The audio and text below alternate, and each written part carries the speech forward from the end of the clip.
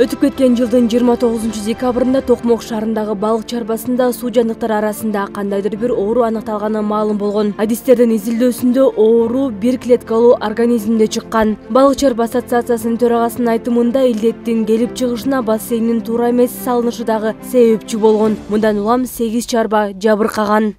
Почему себя рыба плохо ведет? Потому что первые признаки, она ослабела, получается, у нее пропал аппетит. Алгач балыктар жем жебей, алсырай баштаган. Адистердин жардамы менен оорууну аныктап алдык. Көрсө бир клеткалуу организм болгон экен. Адистер профилактика жүргүзүү тууралуу маалымат берип кеткен.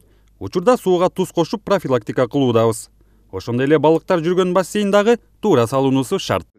Как правильно профилактировать данного паразита, данную болезнь?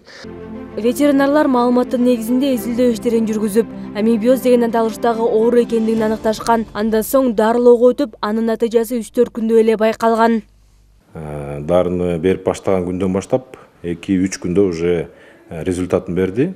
Анан кийин ошо биз койгон диагноз биздин өзүбүздүн ошо республиканский ветеринар лабораториядан тастыкталып чыкты, то что бул бир клеткалуу жөнөкөй организм экени. Андан кийин азыр андай мындай чоң орчундуу деле маселе жок бул жерде. Ал арада атайын жумушу топ түзүлүп, малсалык кырылууга карата алдын ала иш-аракеттер жүргүзүлгөн. Тилекке каршы жаңы жылдардын майрамдарында лабораториялар иштеген жок. Ошон үчүн жумушу топ түзүлүп, 10 январда чарбаларды барып карашты. Ошол жактан анализге суу алынды. Ар кандай чарбалардан балыктар алышты.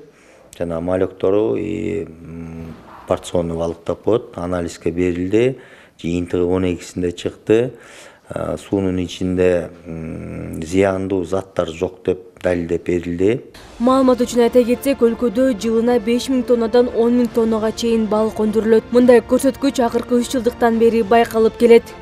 Улзат Байырбекова, Келбек Уланбеков, СТВ.